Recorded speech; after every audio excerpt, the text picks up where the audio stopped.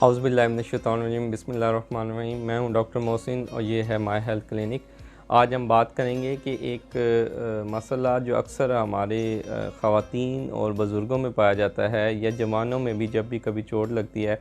तो अगर कंधे में कभी चोट लगे या सोज़िश हो तो आहिस्ता आहिस्ता कंधा जो है वो रुकना शुरू हो जाता है और अपनी वापस जितनी कि ये मूवमेंट ऊपर तक कर सकता है उसको आहिस्ता आहिस्ता कम हो जाता है।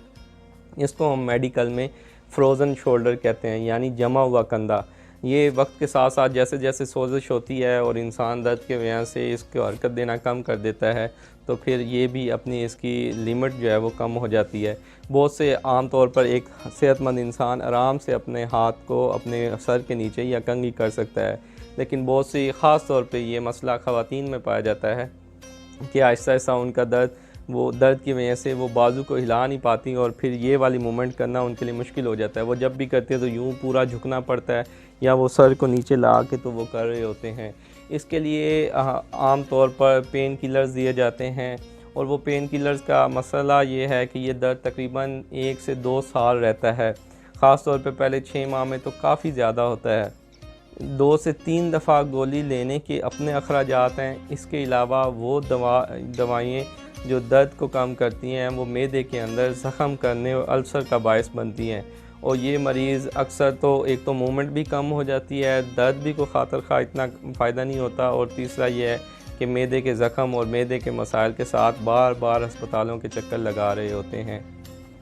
तो इसके अंदर सबसे ज़्यादा ज़रूरत जिस बात की होती है वो ये है कि जब भी कभी चोट लगे या दर्द हो या वक्त के साथ साथ क्योंकि पट्ठों में सोजिश वगैरह होना या जोड़ों में सोजिश रहती है तो इसकी मूवमेंट को आहिस्ता आहिस्ता करें। इसकी वर्जिशें होती हैं जो दीवार के साथ आहिस्ता आहिस्ता इसको ऊपर लेके जाती हैं, या जैसे रुकू में झुक के इसको नीचे झुका के आराम से इसको फ्री फॉल करवाया जाता है, या हमारे जो वर्जिशों से इलाज करने वाले फिज़ियोथेरेपिस्ट होते हैं उनसे रब्ता करके वो वर्जिशें सीख लें ताकि ये है कि इसको ठीक हो सकें। क्योंकि मसला ये होता है कि पूरा जब ये फ्रोज़न शोल्डर होता है तो जिस साइड का हो, दाएं हो या बाएं हो, तो उस करवट पे मरीज़ नहीं लेट पाता और जब वो पूरी रात तंग होता रहता है और लेट नहीं पाता तो फिर सुबह तक कमर का दर्द और दूसरे मसाइल का उसको सामना रहता है।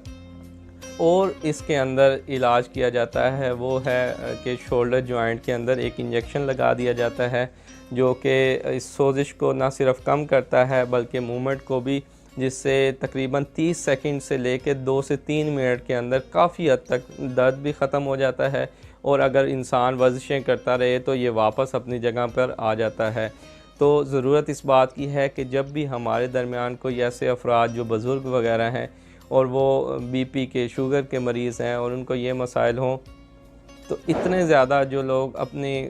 एक ख़ुद घर बैठे बैठे दर्द की वजह से माजूरी का सामना करते हैं और अपने काम काज में वो पूरी तरह से इन्वॉल्व नहीं हो पाते, तो ज़रूरत इस बात की है कि वो इतनी महंगी अद्वियात ख़रीदने और फिर उन अद्वियात से मैदे के ज़ख़म के मसाइल में मुब्तला होने से बेहतर है कि वो अपना चेकअप करवा कर वो अगर पॉसिबल हो तो वो इंजेक्शन लगवाएं। और ख़ास तौर पर इंजेक्शन से भी ज़्यादा वो अगर वर्जिशें करते हैं तो ये मसला ख़ुद ब खुद ठीक हो जाता है और इसी वर्जिशों के साथ ही आहिस्ता आहिस्ता ये मरीज़ अपनी जगह वापस आ जाते हैं। लेकिन अगर ये वर्जिशें ना हो तो ये मसला पूरी ज़िंदगी के लिए यूँ ही जैम हो जाता है। मुझे उम्मीद है कि कहीं ना कहीं किसी न किसी बुज़ुर्ग जो इस मसले के में मुब्तला होगा, अगर उस तक बात पहुँच जाए तो उसके लिए फ़ायदा मंद साबित हो। इसके साथ डॉक्टर मोहसिन को दीजिए इजाज़त। अल्लाह हाफ़िज़।